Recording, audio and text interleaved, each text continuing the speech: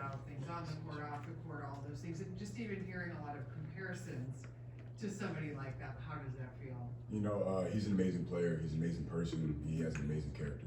You know, I feel like he's someone that I've already learned so much from. After each play, after each little practice, one little clip, he's always there to have something to say. No matter if it's telling me what I should have done right, telling me how I can correct myself, or if I did something right. He's always been able to just tell me what I need to hear, not what I want to hear. Derek, from all indications, you got a shot to be the opening day starter at center. What would that mean to you if that happens? You know, it's something I dream about, but what I'm trying to do is try to win every day so I can earn that spot. You know, it's not something I think I'm going to be guaranteed. It's something I have to earn. Your teammates and Luka all been talking about the chemistry you two have, and with the pick and rolls and the alley oops. Could you talk about how quickly you got that chemistry with Luka, or what's it like playing and knowing what he wants? You know, it was the first day he came back. I think we started to play a little bit of 5-on-5, and from then on, I've been on his team.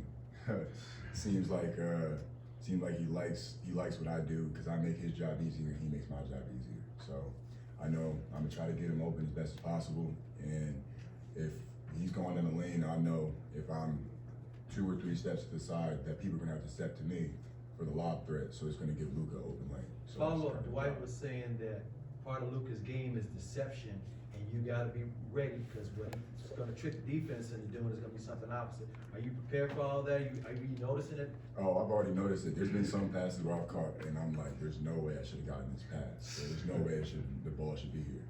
But just being able to know that I always gotta have my mind ready, my eyes up, and my hands up, it just makes me a better player.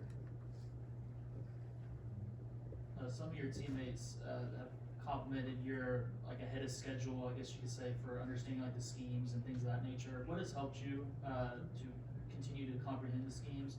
And are there any veteran teammates that have helped you in particular with that?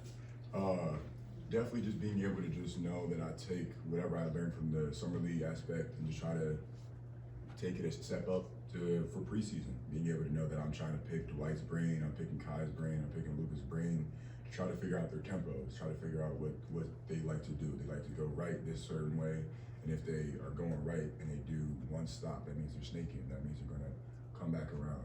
It's really just understanding each scheme and everybody's own characteristics of the game is something I've been trying to do.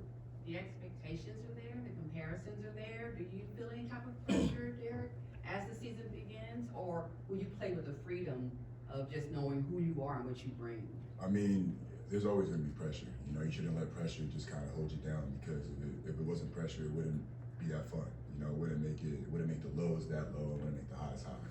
So just being able to know that I'm gonna go in there, I know I'm not gonna do amazing off the start. I know I'm not gonna be able to be the top guy, but I'm gonna learn every day, and I'm gonna get better at each game, each practice, each day, and that's gonna get me to where I need to be. Hey Derek, Coach Kidd talked about the importance of you and Omax fitting in with Kyrie, Luka, and Grant when going through training camp. You talked about your fit with Luka. How do you feel like you fit with the big group of those 3 guys right there? You know, I feel like me and O definitely fit in very well. You know, I feel like we complement everybody's flashy game with our, dirty work game. You feel like me and Omax definitely handle things on the defensive end and try to make the things on the offensive end easier for our 1-2 combo. So being able to know that since I'm getting reps in with this group and getting reps in like that, it makes me want to just focus and learn that much more. What personal goals have you set for yourself this season, Derek? You know, I just want to be the most coachable player out there on the floor. I want to learn. I want to get better. You know, I want to win games. You know, I'm not going to go out there chasing an award.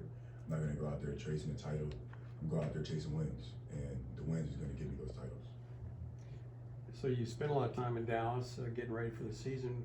What did you know about Dallas before, and maybe what have you learned about Dallas since you've been here? I know nothing about Texas. I've never been to Texas till I came down here. You know, when I first came down here, the media asked me what's my favorite type of barbecue, and I didn't even know what to say. I said steak.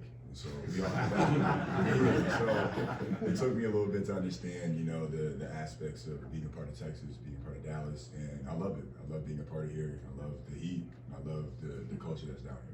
You figured out the barbecue question? I haven't figured out. I've had some, but I'm still trying to open up my views. I've had some ribs, I've had some brisket, so I'm just trying to slowly open up my horizon. All right. I'll help you. Need that.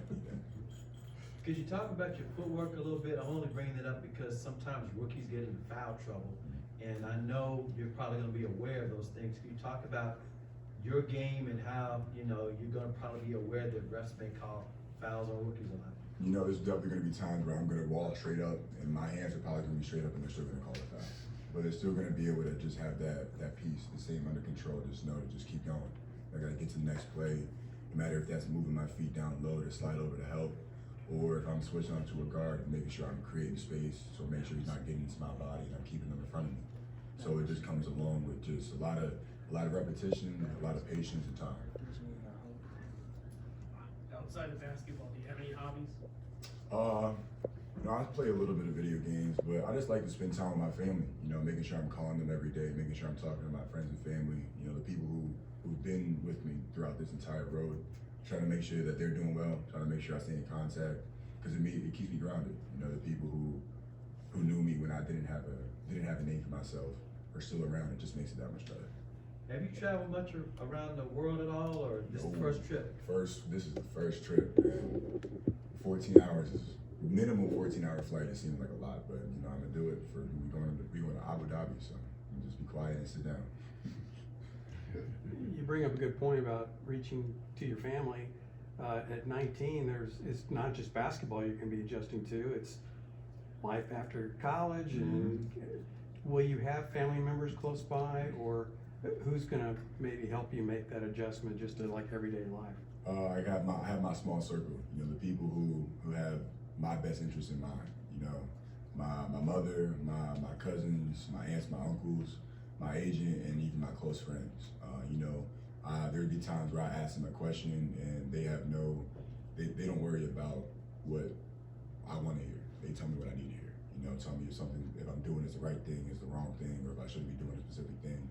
But that's why I keep my people around and try to make sure I have their back like they have mine. Hey Derek, we all see the new ink, and we heard you talk about on a podcast the tattoos you got for your mom. Could you talk a little bit about what those are and what that means, and also just your overall relationship with your mom and how much she means to you? Gotcha. My mom's the reason I play basketball. She's the reason why I just keep going. I try to make sure I spoil her and give her the best life possible because she's been through hell and back. I have a tattoo right here for my mom. Life isn't measured by the breaths we take, but by the moments I take her breath away. That's always been our saying. That's always been like above our couch, above the campfire, above anything. It's always been around the house. And on my thigh that I have I have August 9th, 2022, and that's the day we got the call that she was cancer free. So I got that tatted on my knee, on my thigh. So anytime I put my hands on my knees, it makes me just stand back up because she's been through more pain than I could ever be in. But she's just like me. She's loud, lively for sure. What's the biggest advice that she's given you, ever since you were drafted to Summer League to now? She's just always told me not to look too far ahead. Not to look at not trying to look at next month when I try to get to tomorrow. Trying to be able to just win each day, try to be able to just make that 1% each day. It's kind of that's been our motto for a very long time. And if it's not broke, we ain't gonna fix it. So we're gonna keep going with our motto. We're gonna keep trying to keep our heads high. How old were you when she put you in basketball? Did you like it right away?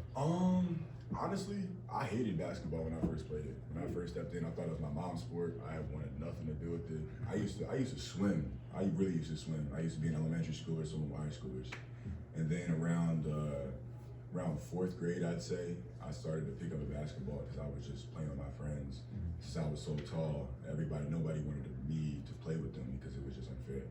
So just as this story kind of went on, it just seemed like basketball just kind of gravitated towards me more and more. And now, look where we at.